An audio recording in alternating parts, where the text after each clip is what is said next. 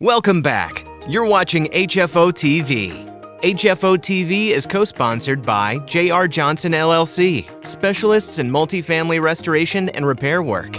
Gantry Incorporated, the nation's largest independent mortgage banking firm. Butler Exchange Group, offering 1031 tax-free exchange services. And Forensic Building Consultants, experts in the diagnosis, repair, and preservation of multifamily assets. Welcome back to HFO-TV. I'm Greg Frick, partner at HFO Investment Real Estate. And today we're lucky to have with us Rene Gonzalez, who's running for the seat 3 of the Portland City Commissioner. Thank you for coming. And again, this is kind of a time of year, even with COVID that's been going on, elections don't stop. So believe it or not, we're kind of getting back in the throes of a citywide election. So thank you for taking the time to speak to us and kind of why don't you give us a little background on your history. I know you're a lifetime Portland person, but for the people that don't know and haven't had a chance to read up on you, kind of give a little background, then we're going to get into some of the topics and issues that our city's facing. Sounds great. Well, thanks so much for having me. Rene Gonzalez, lived my entire professional career here in Portland, raising a family of 3. Small business owner, own a technology company, servicing clients throughout the Midwest as well as Northwest. And continue to practice law for a handful of clients that I've represented a number of years. I've been super involved in civic activities, Library Foundation, Portland Children's Museum, founded a family group called Ed 300, servicing, advocating to reopen schools and sports during COVID lockdowns. And I've entered the race because I'm deeply concerned about the city I love, concerned about the level of crime, the inability to confront the unhoused, and really just sort of lack of vision in the city for a positive future. So was relatively apolitical until the last 20 months, but we're in a once-in-a-lifetime crisis in the city, and it was a fight or flight kind of decision to stay. So that's the background. So you got in, was the Ed 300, was that something trying to get the kids back into school during COVID and all that? What was that experience like? I know people that had kids, it's been touch and go for the last 2 years almost, it seems. So yeah, we made some really brutal decisions when it came to working families and to children over the last 20 months. So in March of 2020, we shut down schools statewide, originally for 2 weeks. That extended.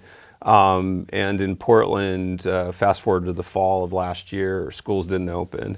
Along the lines, we also shut down all sports, all co-curricular activities, music, dance, the whole 9 yards. And despite some pretty overwhelming data that COVID was not a particular risk to children, again, it took some time to sort of shake out the precise data on that, but it was, but increasingly we had good data that COVID was not a particular risk and that there were substantial counter risk to our remediation action. So depression, educational deficit, physical deficit. And so we began working in Portland last fall to reopen schools, as well as get children back on the playing field. I've been super involved in youth soccer in my 20 years, president of the largest soccer club in the city. And we were just starting to see a real incongruity between what we knew about COVID and how we were responding. So we unified efforts statewide, formed a coalition of about 40,000 parents to get children back in school, successfully lobbied the governor last year to mandate schools reopen despite overwhelming union opposition in the state. And that kind of got the attention of some folks that we could mobilize, that we could start grassroots efforts, and that we at times could confront very powerful forces in this state. Again, there were many legitimate concerns about COVID. I don't want to diminish that at all. But we struggled in this state and in this city to sort of switch gears. Once we had better data, once we could make more informed decisions, we were still locked into kind of initial positions, and it took a while to unfreeze. But I think what got me kind of on this path was, as mentioned before, deeply concerned about the direction of the city, and that's just at a family level, whether this was the right place to raise my family here, as part of my family has for 100 years, or go someplace else that was more family friendly. And at the same time, having some success, albeit in a very difficult fight, in overcoming the inertia in the city and the state with respect to schools. So that got the attention of some moderates that encouraged me. They saw Joanne as a major barrier to kind of problem solving and fixing issues, as opposed to rhetoric and ideological driven framing of issues. And so I think those were the two to kind of get you. Got it. And you were, in terms of that, you were fighting not only locally within the Portland kind of ecosystem, but also statewide, and trying to get these things open and all that. Yeah, so you had to play it on multiple levels. So you have Portland Public Schools, overseen by a school board here, very, very powerful union that finances the majority of candidates that run for that position.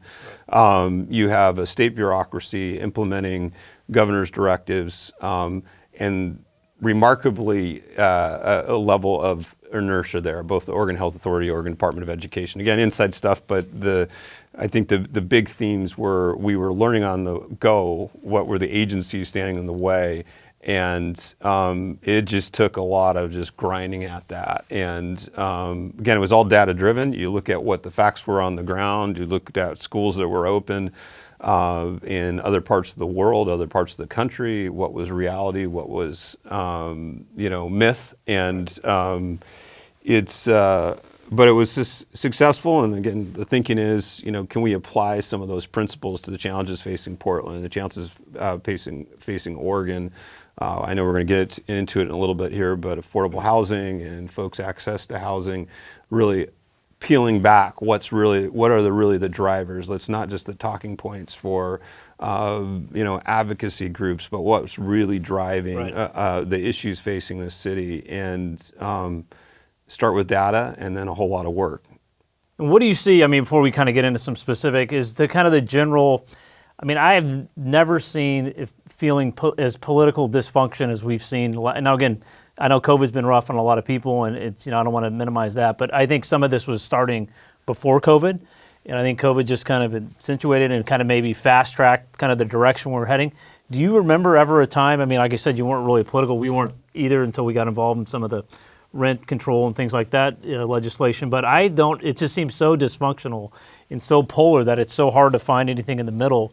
And as you said, a lot of decisions, maybe they think they're starting off on data driven, but once you get into the numbers, once kind of people have made their decision, trying to get them to come off of that, just seems like it's been harder than I ever remember it to be. No, I think, when we made the decision to raise our family here and to start our careers here, there was an assumption that Portland was a city that worked, right? That was, it was the expression, it was the feeling. It didn't mean the city got everything right during that time. But you sort of felt, or that it fully aligned 100% with the way you as an individual viewed things in the private sector or not. But you had this article of faith that the city was trying to solve the right problems, that it got most things right, that this was a very livable place, this is a place where you could start a career, where you could start a business. And sure, it's never been particularly pro-business, but that was okay because it was a livable place. The positives outweighed the negatives. Right. And that was in most of my adult life in Portland, I could live with that trade. It was beautiful parks, a reasonably functioning public school system, and there are some downsides to some of our longer-term policy decisions, like the urban growth boundary. But it also is a beautiful thing. It's led to protection of neighborhoods. It's driven some of the density that we have in the city. Again, double-edged sword. There's complexities there. That we need to talk about in terms of the long-term impacts of those. But at a most fundamental level, there was faith in the city and that the decision makers were trying to solve our problems. And along the way, sometimes we became national leaders in certain issues. But I'm the firm believer it wasn't because we were trying to become national leaders. This is because we were trying to solve our city's problems with smart people focused on the right things. And that led to things that could scale and that could be carried out in other cities. But what has seemed to have changed over the last I don't know when it started, but it's been an ongoing trend. Maybe 5 to 6 years ago, you started to feel some winds changed. The old expression that all politics is local, right? That's what we used to hear for a generation. That changed remarkably somewhere along the last decade. Now it seems every issue is framed in terms of a national problem, national ideology, national alliance with whatever party you happen to be in. And by the way, this is regardless of where you are on the political spectrum, everything was part of a national debate. And we stopped framing things in terms of Portland problems and Portland opportunities and Portland solutions. And I think that's been had a substantially negative impact on our ability to frame problems correctly and much less find solutions. So I think I agree with you that a lot of this predated COVID, but everything was accelerated in it, and then legitimate social justice outrage over events that took place across this country. But we're also kind of conflated in an environment where people were locked down too long, lacked any kind of social outreach. And so, yes, the last 20 months has accelerated some of our city's challenges, but the rhetoric, the framing of political issues, that did predate COVID a bit. Yeah. So were you surprised when you got involved with, trying to open schools, just the lack of, it's hard to say, lack of people willing to look at data again, we've done business and used to be an attorney and there's negotiation and things like that, but the way it's so steadfast is this is the lane I'm going to stay in. No matter what, it's just, sometimes it's mind boggling that anything gets done. So I was curious kind of what your take was once you kind of got, introduced to that down in Salem and in Portland. Yeah, some surprises along the way. One other piece of context, just talking about schools carries over some in other ways. In other ways, it's unique. But you had a national presidential election. You have candidates coming out and saying schools should open or not open, and depending on where you were politically, right, you sort of aligned or you contrasted with what was being said nationally. Again, that's not data driven. That's not what's right for Portland, Oregon's children. That's getting caught up in a national debate that is distracting for the questions at hand. So I think that we underestimated how strong those national polls were in framing issues. But then second, how quickly every issue was framed in terms of racial issues or class issues that became sort of the reflective response from the political establishment in this state and in this city. And when you actually broke down the data, no one was more negatively impacted by closed schools than Black or brown children, and working class families and working mothers. The data is appalling as to what we did to children, right, as to what we did to working families, in particular working mothers. And we had evidence of those trends early, last year, but the inertia in confronting the reality around that and the defensiveness of the political establishment wanting to frame everything as, well, if you're opposed to this, then you're speaking from a white perspective or from a perspective of privilege. I'm biracial. My family is biracial. There's no member of the Latino side of my family who wanted their kids not in school. So but that was, I think, the racialization, the class sort of dynamics of the political rhetoric was surprising, and particularly when the data smacked you over the head, which didn't allow for any kind of communication or any kind of discussion. I mean, it really shuts down any ability to even sit and talk about issues or talk about topics, because when everything goes right back to that, it just almost walls off everything. So. That's right. And we were successful because at some point we recognized, as much as you want to reach everybody, to build a successful coalition, you've got to get to 50%. And there's a segment of the population that wanted to use the COVID environment to leverage long-term investment in public schools, for example, which is a venerable thing. We want further funding in public schools.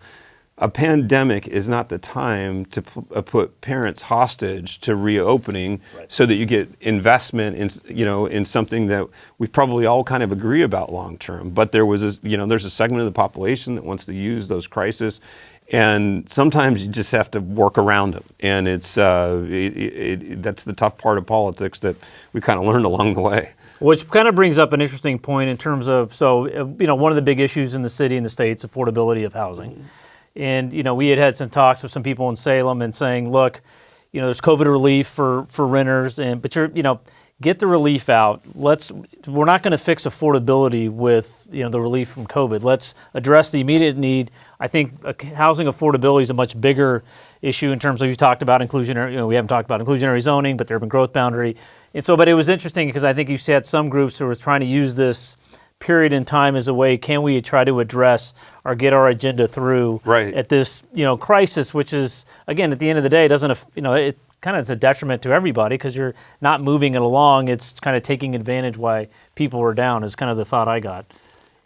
Without question. And again, there's longer term issues that many of us could agree on, but the moment of a crisis isn't necessarily to solve a pre-existing problem. And we can solve a short-term crisis with short-term tools and still have the dialogue and work on the solutions for the medium and longer term. Yeah, it's almost like going to like a hurricane relief and saying, hey, before we give you aid, we want to talk about how you built your house on stilts or something. I mean, it's get the aid out, then we can address the rebuilding.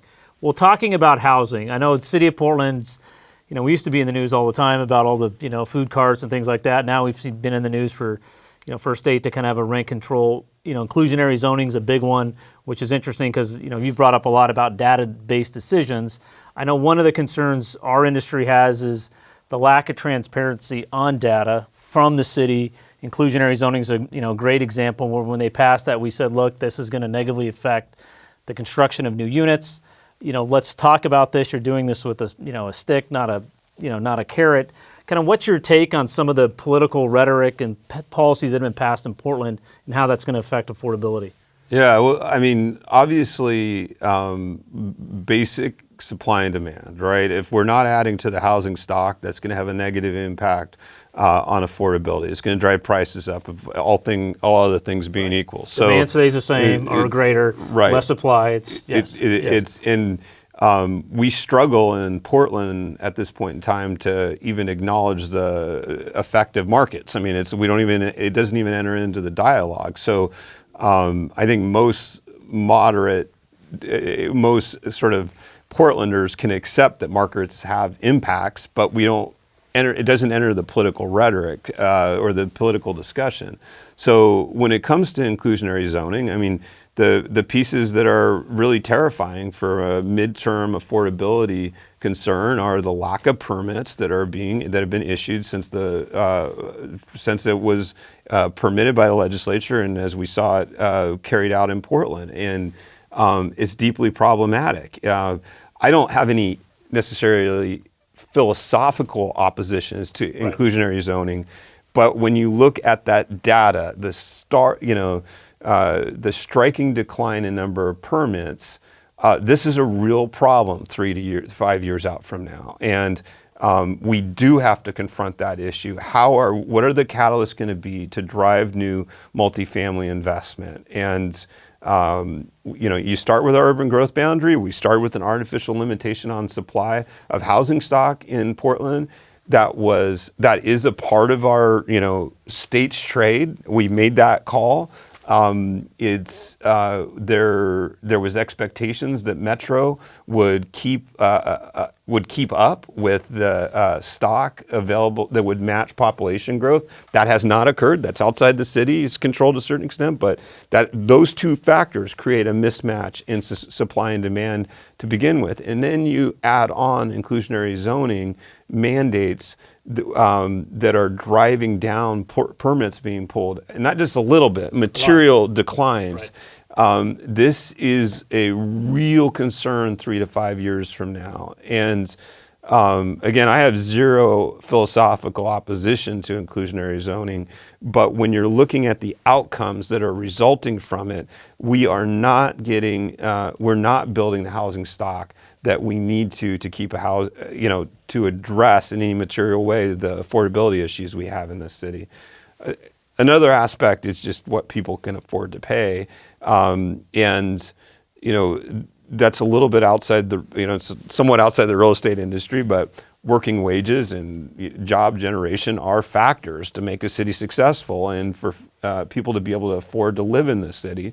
And it's, we do need a city council that talks a little bit about the business environment and attracting talent and attracting and retaining our workforces. Again, a little bit outside the real estate industry, but it's obviously nothing here is in a vacuum. They're all related. Well, I think the disconnect between the supply and demand scenario within the, demand's not slowing down, and we never address that. And then, as we're always putting things in that maybe intention, like you said, nothing against inclusionary zoning, but when the outcome is not what the intention was, and you were explaining that ahead of time, that they went ahead and pushed it through without any kind of thought about that is a little disconcerting. And then even I always tell people, when they talk about, where the rents are, property owner doesn't pick the rents. I mean, I can't say I'm going to rent my unit for X. The market has to bring it there. So, I mean, yes, you can update it and you can gentrify and things like that, but it's the market that's setting the rent number. It's not necessarily the owner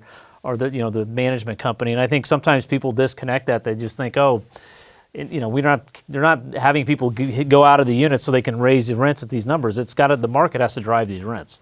So that's always the thing we always have to deal with the city. So yeah, without question. I mean, another piece of this that I hear from developers a bit that's concerning is just, taking a step back. 20 plus years working in the Portland market, also working in other markets where you're developing. And part of my career, I was involved in developing childcare centers and as well as a lot of real estate finance over the years. I used to say Portland was a place where we had a lot of rules, but it was always transparent. You could find the rules, right? It didn't come across, some places in the United States, you don't have a lot of faith that everything's above board, right? You try and develop something in a place like Chicago or New York, that is an interesting exercise in these old cities. In Portland was never particularly developer friendly. It was never particularly. But you could find the rules. You could look them up. Yes, you could find the rules. They were always online. It was transparent. Right. And that was a strength of Portland. I mean, that level of transparency, whether they like the rules or not.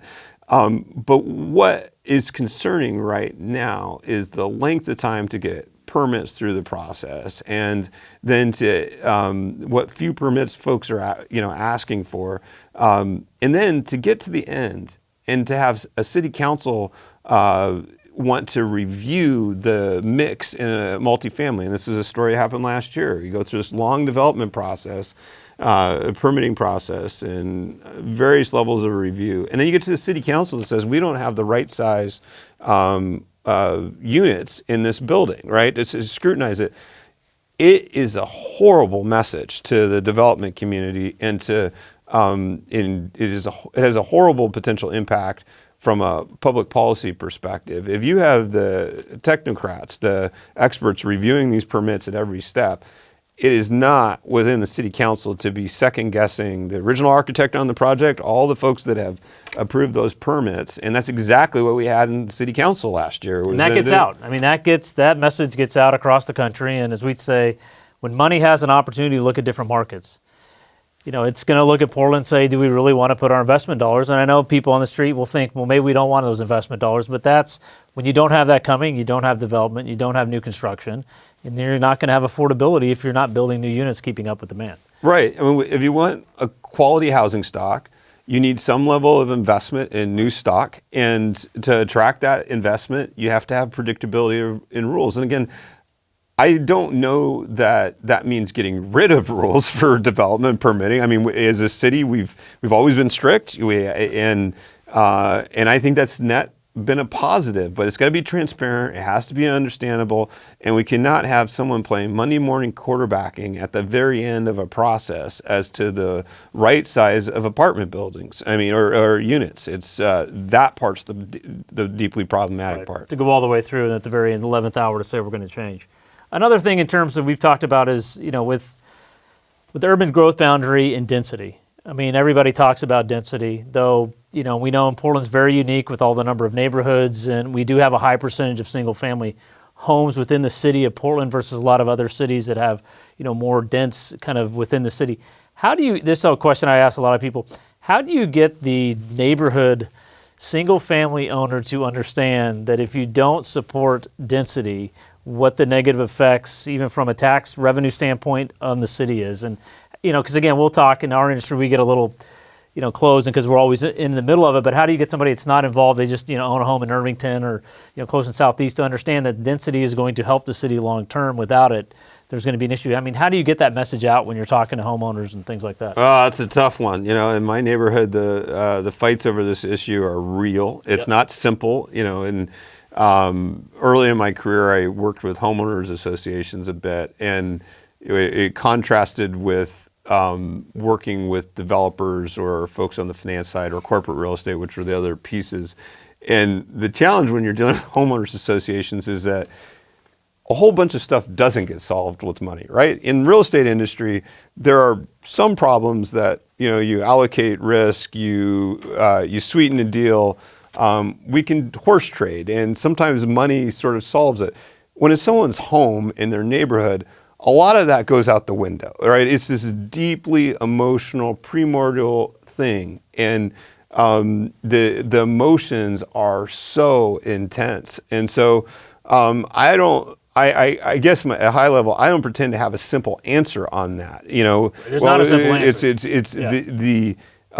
You have single-family owners that buy into a neighborhood and care. They are attracted to the charm of a neighborhood.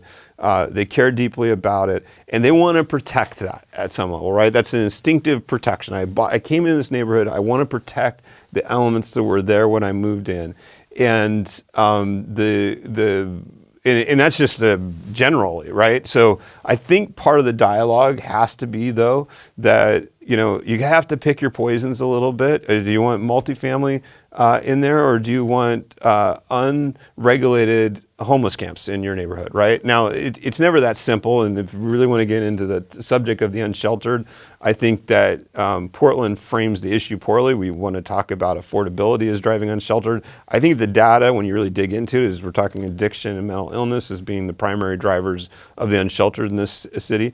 But that doesn't mean that affordability is irrelevant to our unsheltered. It exacerbates some other problems that are driving that. So, but I think part of it has to be, framing it along the lines you said. Look, what are the long-term needs of a healthy society and a city, and that requires that we are increasing the stock of multifamily to accommodate for increased population, and it's not much of a choice. I do think as a city we do have to push a little bit for Metro to think about, we were supposed to be adding available housing units commensurate with the rise of population, and that has not occurred. And the urban growth boundary has grown, but has been much slower than the rate of population. We have not been adding housing stock at the rate we should be, and we made this bet on there's an argument that we made the bet on density too far, in the sense that it costs more to build up than out, and it's per square foot. And so anytime we're mandating that we've got to build up as opposed to out, we have to build in. That's more expensive to develop. It's hard to mandate building up with on the affordability side. That's right. So, yeah, you can't have affordability and urban growth boundary and no density. You can't do all three. So, like I said, I think there's a lot of times it's just that not the acceptance that when you force density, which again is good in a way, you often have to realize that that's going to cost more to go up. It's just the natural economics of it. So that's right. And if we are going to commit to that, and I think as Portlanders we have largely committed to that, we have committed to density, then we have to find creative ways to pull out cost in the development cycle, right? And that's whether it's permitting, whether it's incentives for development, that has to be I mean, again, it's just respecting markets. It's not that markets solve all our problems. It's not that simple in a complex they're also not system. the bane of every. That's right. Yeah. And so if we're going to stay, or if we're going to maintain our commitment to density and urban growth boundary, which I think we would, I think we should. I think most Portlanders would continue to support that. Then we have to find other ways to mitigate some costs associated with dealing with a highly regulated environment. Taking that as much as we can, minimizing the impacts on development cost. And that takes some creativity, that takes some really scrutinizing what's driving development costs, what parts we can control as a government body, and what parts are outside our control, but that we can otherwise alleviate. Well, it'll be looking at some data and recognizing that the data, there is some validity to the data. Well, I understand this election, we've all been to Portland, we've all seen it on the news, and is going to talk about, what's going on the streets from, homelessness, shelter, like you just kind of alluded a little bit. Maybe you can talk a little bit about kind of what you see in terms of, maybe where we could change, maybe some, I'm not saying we're going to have all the solutions, but kind of what's your take on, because I'm figuring, yes, affordability is going to be a big topic. It's going to be framed, but it'll be framed around that being the cause of homelessness in the area and things like that. Whereas, like you said, the data maybe doesn't point quite to that level. I'd like to get your kind of take on that, because I think that's going to be the driver on this election. Yeah, so quick take. So let's talking about the unsheltered, and let's talk a little bit about what data we have out there. Multnomah County does a biannual deep dive on the homeless population. So the last one they performed was in 2019. We'll have a new one in 2022. And so they break down the homeless population by segments in frankly a pretty helpful way. And the number they use for homeless, I'm going to speak in round numbers here, and this is all pre-pandemic. So about 4,000 plus homeless in Multnomah County, which we'll use as a proxy for the city of Portland. Approximately half that population is what they call unsheltered. So 4,000 homeless, approximately 2,000 unsheltered. When you get into the data of the unsheltered, we nearly 80% have some form of disability. Number one disability is addiction. Number two disability is mental illness. And then beyond those segments, you have a very large number that combine both mental illness. 80%. It's 80% have a disability. Number one on the list is addiction. Number two is mental illness, and then a whole other group that has both.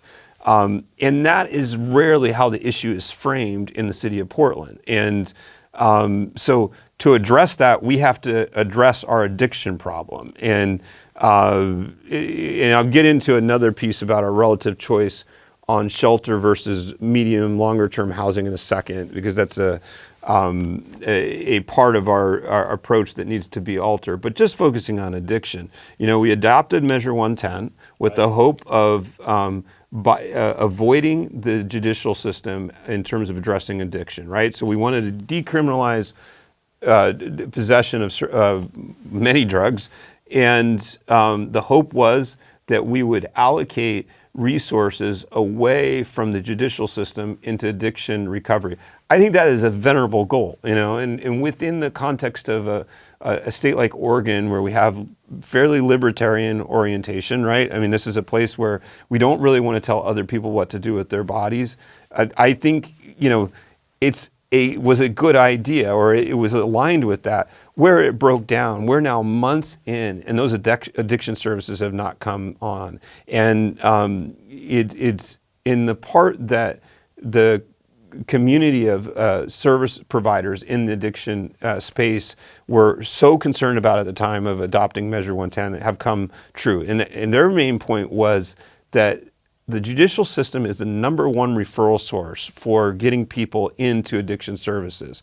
And again, we may not conclude that's ideal, but that is how, and you listen to those who have gone through addiction recovery, it's inevitably there's a catalyst that drives them to seek support. Their family cuts them off, or they face the judge. Those are kind of it's one of these catalysts that triggers it. And we have this kind of permissive, anything goes attitude right now on drugs. You seem to be able to shoot up in parks, even though that's still illegal. You're allowed to have possession. We don't confront psychosis on our streets, whether it's mental illness or drug induced. We have this anything goes mentality, and you listen to the recovering addict community, they argue that is the most inhumane thing you can do, to tolerate that level of use. And what's worse, these camps are outdoor drug markets fundamentally. You have chop blocks, you have illegal prostitution, and you have unfettered access to drugs. And we can talk about the new version of meth and how much less expensive it was previously and how easily that's getting into the hands of addicts right now. But we have an addiction crisis on our streets, and there's been a complete lack of willingness inside of Portland to confront that. And part of it's sort of how we talk about any issue. We don't want to dehumanize an addict, right? And so we're very careful about framing questions so that we don't dehumanize. We also have a segment, which makes it very hard to talk about solutions. That's exactly because it takes away accountability. Right. It takes away moral authority in someone struggling with addiction. Mental illness is a little more complex, and that plays on some other levels. But if a addict attacks someone in a state of psychosis, we should treat them the same way we treat someone who is drunk. I mean, there's no difference there. If you cannot comply with the rules of law in our city and you are under the influence, that is not an excuse. That you have moral responsibility for your own actions. And so I think, a big part of it is we have to change the discussion around addiction. We have to make every resource available we can for addiction treatment. And again, I don't mean to minimize the difficulty it is for an addict to get out of the state they're in, particularly with these awful versions of meth that that are on our streets right now. But we have to call it what it is, and that is an addiction problem. And it's number two, mental illness. We can't do that alone in the city of Portland. Those services largely come through the county. It's a state allocation model for how they allocate those resources.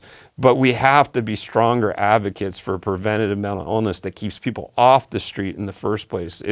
But if someone steps over the line, if they attack someone, if they defecate in public, if they're using drugs in public, those are proscribed activities in the city of Portland. They are prohibited under city law, much less sleeping in a park and a sidewalk that's dangerous, that it become outdoor drug markets. So I think, on the unsheltered, we need to segment the population and confront the unique drivers within that population. Instead of a one solution fits all. We were on our 10th plan in homelessness in the city we've committed this is a highly compassionate city. We've approved something like, I think Blount Week did the math, or the next year, 10 years, we're going to spend $3 billion on the most at risk in our population in the metro area. I think it's $3 billion. It's got to be in there somewhere.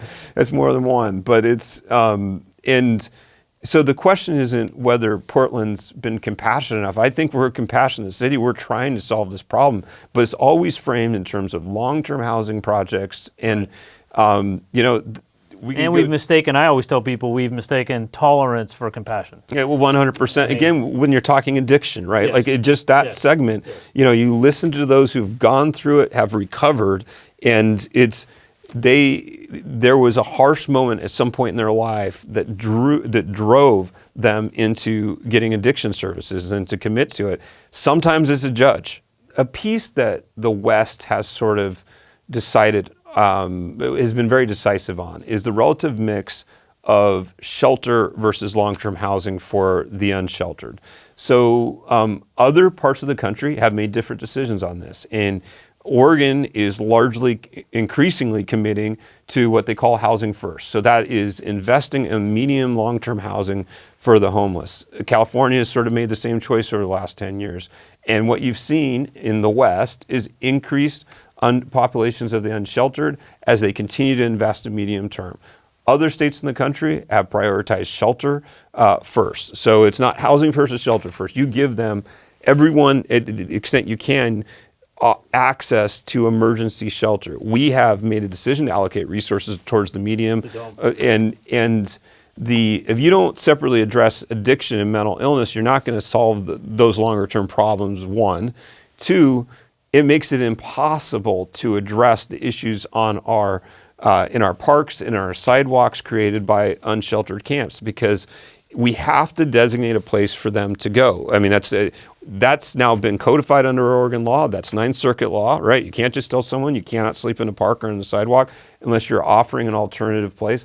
And I would argue there is a humanitarian trigger there too, right? We want to, I think most Portlanders still, as harsh as this has been on anyone living in the city, and our inability to address the unsheltered, I think most folks want to be fair. They want those struggling to have access to something.